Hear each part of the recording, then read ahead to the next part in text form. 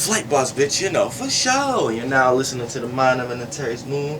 I'm the Archangel Uriel, and I'm here to carry out God's duties and motherfucking responsibilities.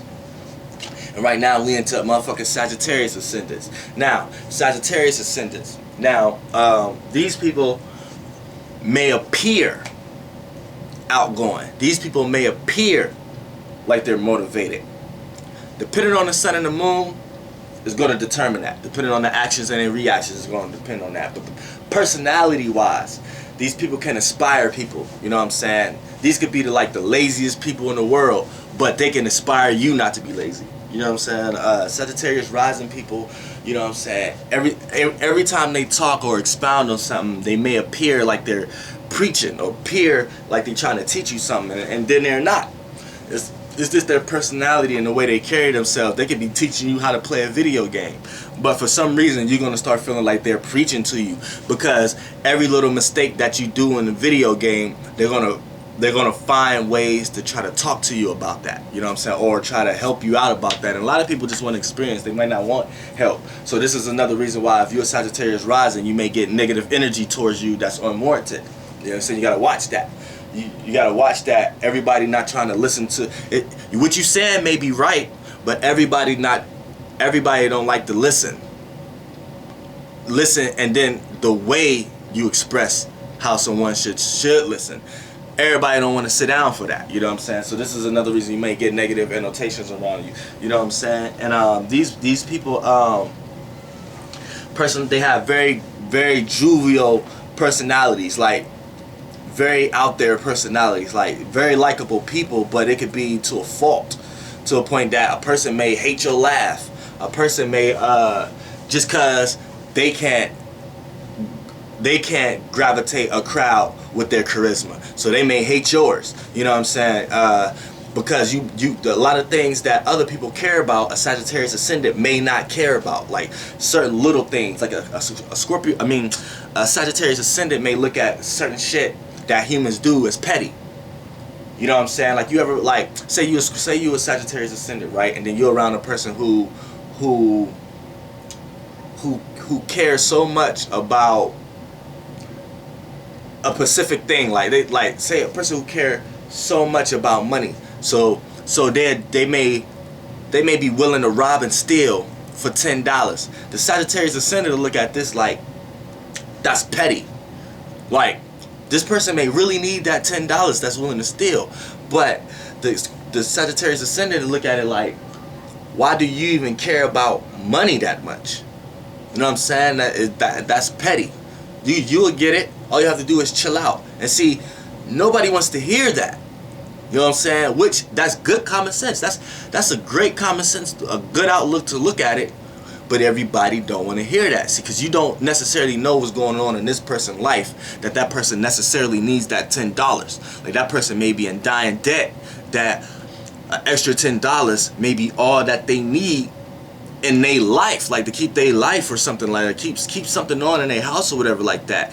And see, when that person begins to express these certain issues to let the Sagittarius ascendant person know why I need the $10, see, this is where the Sagittarius ascendant gets in their own head and feel like all that is petty. See, they don't care about that type of shit. They don't care about what kind of issues you're going through. Actually, they don't even want to hear no bad news. You know what I'm saying? If you ain't even got no good news to tell no Sagittarius ascendant person, they don't want to hear it. You know what I'm saying? Only time they'll show their discernment if you come to them like you need help. Like, you're not coming to them telling them like, look, man, I'm about to rob this person because I really need this 10 person. If you coming to them like, man, I really need $10, I just don't want to do no crazy shit to get it, I just really want to do it, then that's when the Sagittarius ascendant person will show their discernment, and they might have $10 to give you, or they just might have like a certain kind of quote or certain kind of philosophy that they didn't build it up in their own mind to tell you, and you'll feel a little easier about obtaining that $10 and not trying to rob and steal to go get it. You know what I'm saying? Which, that's just an example. You know what I'm saying? But that's the kind of archetype the Sagittarius ascendant people have. You know what I'm saying? These are people you like to be around. Their aura, they got a light aura around them. It's a light aura. It's not a heavy aura.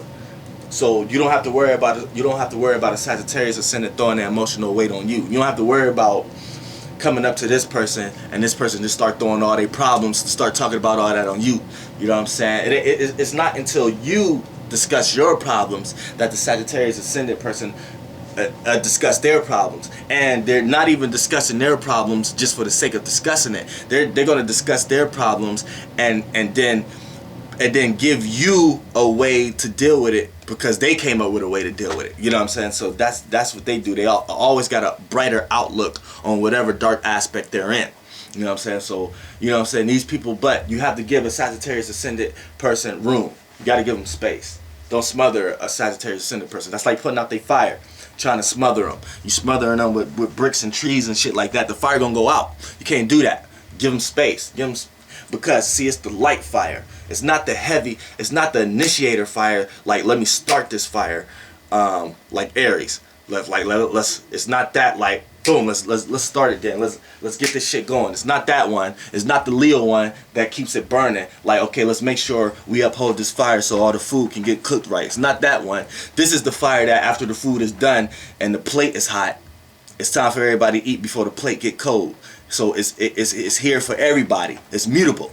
You know what I'm saying? It's that fire. So the Sagittarius Ascendant people are a little bit more easygoing than the previous two fires. You know what I'm saying? So it's a little bit more adaptable to air. This is another reason why the Sagittarius and the Gemini polar opposites are the most easygoing. You know what I'm saying? You may not get a Aries and a Libra to stay. You may not get a Aquarius and Leo to stay. You know what I'm saying? But the Gemini and the Sag air is a little bit more easier because it's the light fire. Now, you know what I'm saying? Now, anytime someone, you're going to really have to smother a Sagittarius to make the Sagittarius Ascendant person burst into heavy fire. Because as soon as they even feel like you smothering them or try to contain their fire in a fireplace or whatever, they out of here. This is why they switch a lot of relationships and stuff like that, because everything feels like a cage. Everything feels like it's smothering. And if you a person who over aggressively trying to smother this Sagittarius Ascendant person, you're gonna catch the heavy fire. Then you're not gonna be able to tell the difference if they're Aries or Leo, because it's the aggressive fire, and it's like, you know what I'm saying? And by it being mutable, it's gonna take things to the extreme. So they may go a little further than an Aries or a than an Aries or a Leo will go. Because Jupiter is here, so it's going to make it extreme. So when it jumps into the personality of the Sagittarius Ascendant person is extreme. But in hindsight, they don't want to go there. They never want to go there. So you really have to push them to go there. You know what I'm saying? So when we jump into the fourth house, right? When we jump into the fourth house, we got Pisces. Now Pisces here, now they're gonna get a certain nourishment. Sagittarius Ascendant people always have people around them that's gonna help them. They just lucky like that. That's because the fourth house is Pisces, and they share Jupiter. So it expands on it. So this is why Sagittarius Ascendant people come across like they don't need others, because they 9 times out of 10 they have a support system already. You know what I'm saying? But it can get overly, see, with the Pisces here, it creates an illusion a little bit because Neptune. So you can be overly attached to people, and it'll make the Sagittarius Ascendant person do reckless stuff to run off, because it becomes too much in the home sometimes. So this is why they can't stay still. Sagittarius Ascendant people may not want to stay still, because as coming up and within the home, they got so much of that loving and joy and all that they need to escape that sometimes. So they do reckless stuff, and then the people who do love them look at them as careless, because they like, look, we here for you. Why is you doing all this? And that person is just because they like spoiled from the luck. Now, if a Sagittarius Ascendant person is not like this, then they have debilitated planets or something like that, mixing it up, fucking shit up. You know what I'm saying? But other than that, if it's for the natural flow, Pisces in the 4th house allows this for them. Now, 7th house is Gemini. Now, the 7th house is Gemini. So Sagittarius people, for them to even stay into a relationship, they need a friend first.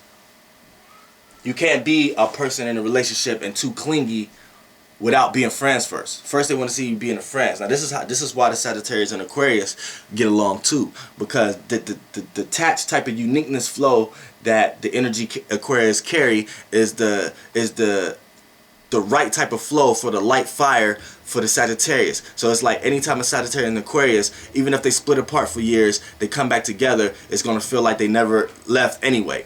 But in the 7th house, which is Gemini, in this case, you won't even be able to relate to somebody if they can't intellectually match you consciously. And by Sagittarius Ascendant, people putting meaning behind everything. For a person who to sit there and just talk without having meanings to something, that's where they feel like they can help. They can help put meaning behind somebody. And if this 9 times out of 10 is going to be a Gemini person who needs that. Other people don't want people analyzing everything that they're talking about. So that won't be right for a Sagittarius Ascendant. But when you got Gemini here in the 7th house, that's just right for a Sagittarius Ascendant.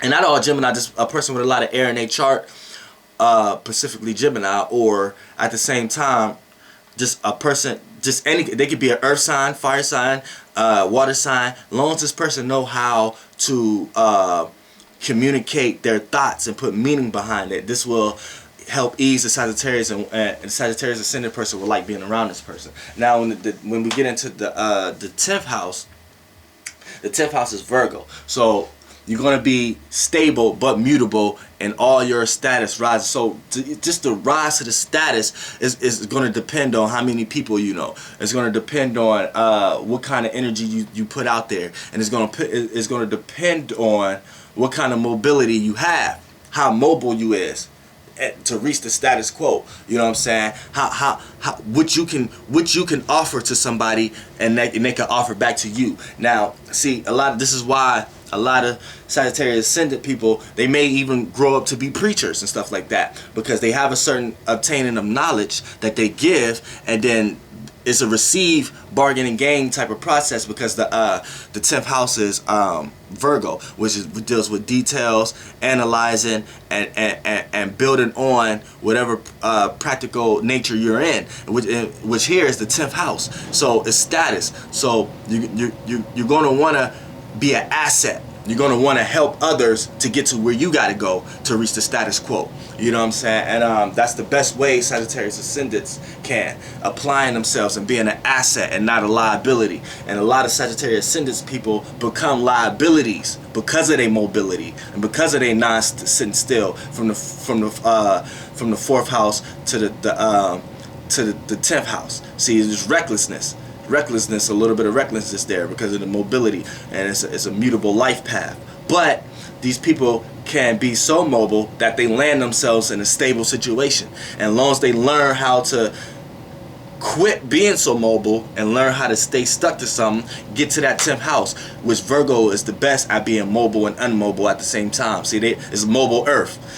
You know what I'm saying? So, but Sagittarius, by that being in the 10th house, for Sagittarius Ascendants, that can help, you know what I'm saying, just long as that they learn in their own life to know not to take their blessings for granted. You know, that's basically what it boils down to. You know what I'm saying? Know when you have something in front of you, and know when it's something that can be stable, and know not to run off on it, and know how to stay on it. You know what I'm saying? That's Sagittarius Ascendant people. That's going to be your motherfucking life path. You know what I'm saying? Flight boss, bitch, you know, for sure. Air. Move on to the next.